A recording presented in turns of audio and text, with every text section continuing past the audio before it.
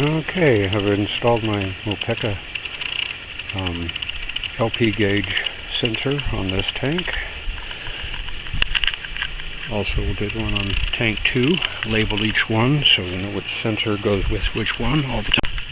Now, in an effort to keep wasps out of our propane tank boxes, I put some metal window screening material in with some hardware cloth on top of that, holding it in there nice and firm. And for a base for our propane tanks, so the sensor doesn't disappear, I made a little panel here out of a piece of top off of a Dell computer.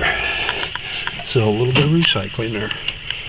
There's our base, and we'll get the tank installed. Okay, tank 1 is all installed.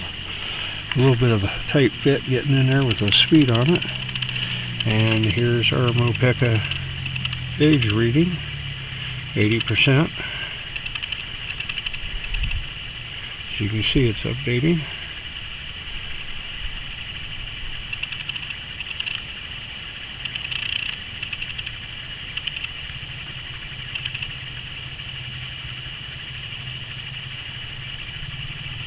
Alright, all updated.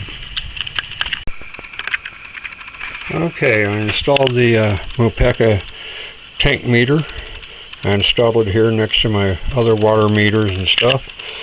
Reason was, it was right above an access panel, easy to find that there was nothing behind it. Let's see how she reads. Easily found that one. And found that one. Now, a word on the Mopekas is they were originally intended for a 20-pound tank.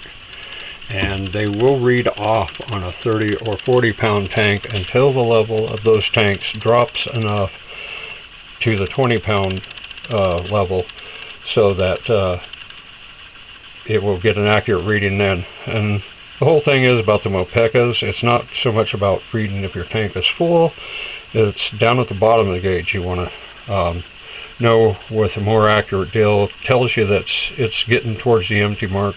That way you know, instead of having to go out and look yourself. That's the reason why I got the Mopekas. So I can know when the tank is near the empty mark, time to take it in and get it filled. Not so much whether it was full or not. But that's my reason for installing the Mopekas, and working so far for that reason. Let's see how it goes.